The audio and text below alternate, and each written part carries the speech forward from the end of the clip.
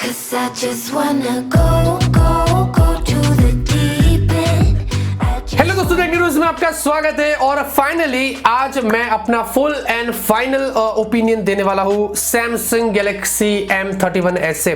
मैं इसका full review दूंगा। मैं बहुत दिनों से इसका इस्तेमाल कर रहा हूँ और जैसे मैंने आपसे पहले प्रॉमिस किया था कि मैं इसका फुल रिव्यू लेके आऊंगा, तो वो आपके सामने है। वैसे इंडिया में दो वेरिएंट्स में आपको मिलता है। बेस इसका 6128 19,500 का है, एक हायर भी आता है 8128 21,500 का है। ये ऑब्वियसली 20,000 के नीचे आपको मिल जाता है इंडिया में। और क्या ये स्मार्टफोन वर्थ परचेसिंग है नहीं है, उसके बारे में आपको इस वीडियो में बताऊंगा। अब यहां पर दोस्तों अगर मैं इसके डिजाइन की लुक एंड फील की बात करता हूं, मैं इसको बहुत दिनों से इस्तेमाल कर रहा हूं, तो कैसा मुझे लग रहा है ये फोन हाथ में, कैसा फील आ रहा है, तो वो अच्छा है दोस्तों। मुझे सैमसंग के फोन्स के जो फॉर्म फैक्टर्स होते हैं, स्पेशली जो एम सीरीज है, उनके अच्छे लगते हैं क्योंकि उनमें बड़ी बैटरी देता है। 6000 mAh की बैटरी है। उसके बाद भी ऐसा लगता नहीं है दोस्तों कि इस फोन में इतनी बड़ी आपको बैटरी मिल जाती है। 185 ग्राम्स का है, 9.3 mm की थिकनेस पर है, तो ऐसा फील नहीं होता दोस्तों, क्योंकि ये चीज वो लोग यहाँ पर थोड़ा मेंटेन करते हैं। साथ में बैक ऑब्वियसली आपको पॉलीकार्बोनेट मिलता है, तो बैक केस लगा के ही रखना पड़ेगा। और डिजाइन थोड़ा डिफरेंट अप्रोच लिया है उन्होंने, ऐसा ज्यादा ग्रेडियंट आपको इफेक्ट दे दिया है और ऐसा ज्यादा ग्लॉसी है, तो कुछ इस तरीके का है। ब्लू और ब्लैक कलर में आपको मिल जाता है, तो देखने में दोस्तों थोड़ा अच्छा लगता है। और जो कैमरे का बम्प है ये भी काफी कम है, कंसिडरिंग कैमरा उन्होंने इस बार अच्छा दिया है, तो ये भी चीज उन्होंने यहाँ पर कम दे दी है, तो वो ज्यादा बल्कि और ऐसा अजीब सा नहीं लगता है, थोड़ा सा डिसेंट लगता है देखने में। तो उस मामले में दोस्तों मुझे यहाँ पर इस फोन से ज्यादा कोई प्रॉब्लम नहीं हुई थी। अब डिस्प्ले की बात करेंगे दोस्तों, डिस्प्ले मुझे Samsung Galaxy M31s का काफी बढ़िया लगा। वैसे ज्यादातर Samsung के M सीरीज में हमें सुपर एमोलेड ही मिलता है, तो इसमें भी वही है। 6.5 इंच की आपको फुल HD प्लस की एक सुपर एमोलेड डिस्प्ले मिलती है, इन्फिनिटी ओ वाली है, और 91% से ज्यादा आपको स्क्रीन टू बॉडी रेशियो मिलता है। इसमें दोस्तों 420 निट्स की आपको पीक ब्राइटनेस मिलती है और 406 ppi है। तो जो आउटडोर विजिबिलिटी था दोस्तों इसका, वो काफी अच्छा था, काफी विजिबल था डिस्प्ले। और आपको वीडियोस वगैरह देखना है, दूसरे कोई काम करते हैं, तो जो कलर्स है, जो विविंग एंगल्स है, वो सब कुछ आपको यहाँ पर बढ़िया मिलता है, तो वहां पर मुझे कोई शिकायत नहीं थी। गोरिल्ला ग्लास 3 की आपको प्रोटेक्शन मिल जाती है, 20:9 एस्पेक्ट रेशियो है। तो ओवरऑल दोस्तों डिस्प्ले से मुझे कोई शिकायत नहीं थी। जो मेरा एक्सपीरियंस था जब मैं यूज करता था, तो काफी ब्राइट था, काफी कलरफुल था, तो वहां पर मुझे कोई इश्यू नहीं था। और हाँ, वाइड बैंड L1 मिलता है, तो Amazon Netflix की कंटेंट अगर आप चाहे तो HD में यहाँ पर स्ट्रीम भी कर सकेंगे। परफॉर्मेंस की बात करेंगे दोस्तों, इसमें मिलता है Exynos 9611। अभी बहुत सारे Samsung के फोन्स में भी ये प्रोसेसर मिल रहा है, और मैं आपको एक ही चीज कहूंगा, प्रोसेसर डिसेंट है, 10 nm पर मिलता है, बैटरी एफिशिएंट है।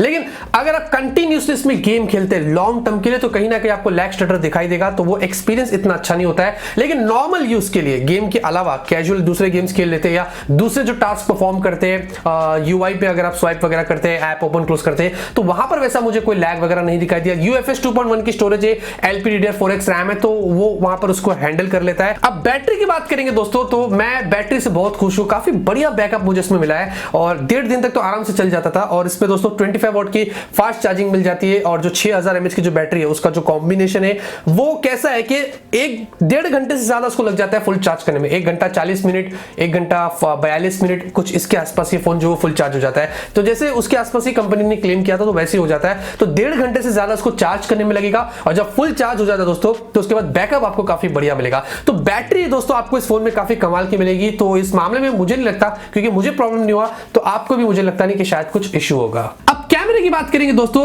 M31s का कैमरा बहुत ही अच्छा है। मैंने इस पे एक फुल रिव्यू किया था, यहां पर कार्ड देता हूं, डिस्क्रिप्शन कमेंट में लिंक देता हूं, आप वो जाके देखिएगा, आपको और डिटेल में समझेगा। आपको IMX 682 सेंसर मिलता है, प्राइमरी 64 मेगापिक्सल है, 12 का अल्ट्रा वाइड है, 5 का डेप्थ, 5 का मैक्रो, कोई कंजूसी नहीं किया सैमसंग ने। और सिंगल टेक का जो फीचर, उसके अलावा 4K वीडियो शूट कर सकते हैं, नाइट में भी अच्छे पिक्चर्स आप निकाल सकेंगे। सेल्फी भी 32 मेगापिक्सल की, वहां पर भी 4K, और उसमें भी सिंगल टेक है, और बहुत सारे AR वाले फीचर्स है। तो कैमरा दोस्तों इस फोन का मुझे कोई कंप्लेंट नहीं था, तो उस मामले में आपको ये फोन सही रहेगा। तो यहां पर जो कार्ड दिया हो वहां पर जाके देखना, आपको और भी इंफॉर्मेशन वहां पर मिल जाएगी। उसके अलावा बात करते हैं दोस्तों कुछ और इंपॉर्टेंट फीचर्स की। अभी भी काफी सारी चीजें इसके बारे में आपको मुझे बतानी है, और यहां पर भी लोग देख के डिसाइड करते हैं कि फोन लेना है कि नहीं लेना है। यहां पर दोस्तों आपको डेडिकेटेड माइक्रो SD कार्ड का स्लॉट मिल जाता है, 2 सिम कार्ड और एक माइक्रो SD कार्ड आप लगा सकते हैं, और डुअल 4G वोल्टी का आपको सपोर्ट मिलता है। साथ में दोस्तों आपको नोटिफिकेशन LED लाइट यहां पर नहीं मिलती है। उसके अलावा डुअल माइक मिलता है नॉइस कैंसिलेशन के लिए, ये अच्छा है, वीडियो के लिए, कॉल के लिए, सब कुछ आपको हेल्प करेगा। और उसके अलावा टाइप सी पोर्ट है, ऑब्वियसली 3.5 mm जैक है,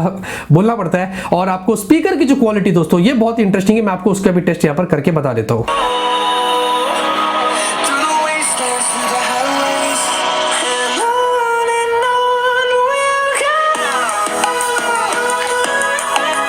ऑडियो क्वालिटी दोस्तों डिसेंट है, लेकिन जो बेस है वो बहुत अच्छा है, तो सुनने में अगर आप गाने वगैरह सुनते हैं तो आपको वैसे उसमें काफी मजा आएगा। सार वैल्यू की बात करेंगे दोस्तों, आपको हेड के लिए 1.38 वॉट्स पर किलोग्राम मिलता है, थोड़ी ज्यादा, लेकिन इंडिया की जो लिमिट है उससे आपको यहाँ पर कम मिल जाती है। और गूगल कैम वगैरह का आपको सपोर्ट मिलता है, कंपैटिबल एप्स वगैरह रहते हैं तो आप उसका फ्यूचर में इस्तेमाल कर सकेंगे। और सिक्योरिटी की बात करेंगे तो साइड माउंटेड आपको फिंगरप्रिंट स्कैनर मिलता है, तो बहुत ही फास्ट है दोस्तों। मैं आपको बता देता हूं, आप देखेंगे टैप किया ओपन हो गया, फिर से आपको दिखाता हूं, लॉक हो जा भाई, ये देखेंगे टैप किया ओपन हो गया, तो काफी फास्ट आपको मिलता है। और साथ में फेस अनलॉक भी मिल जाता है, तो सिक्योरिटी आपको यहाँ पर अच्छी मिल जाती है।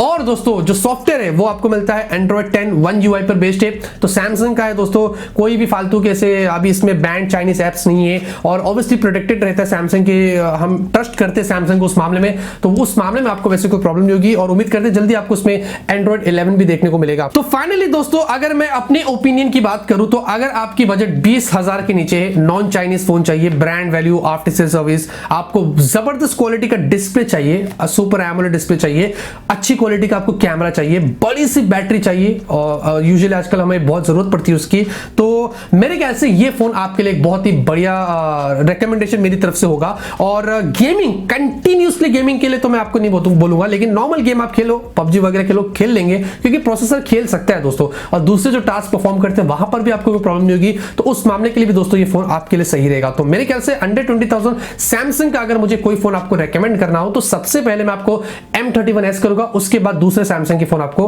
रेकमेंड करता हूं। तो ये था दोस्तों मेरा फुल रिव्यू, मेरी ओपिनियन क्या एक्सपीरियंस था इतने दिनों से सैमसंग की फोन से रिगार्डिंग, तो उसके बारे में मैंने आपको इस वीडियो में बताया। बाकी आपकी क्या राय है वो आप मुझे कमेंट करके बता सकते हैं। वीडियो पसंद आएगी दोस्तों लाइक करना। मिलते हैं आपसे अगले वीडियो में एक नए वीडियो के साथ। Till then have a great day and always keep smiling.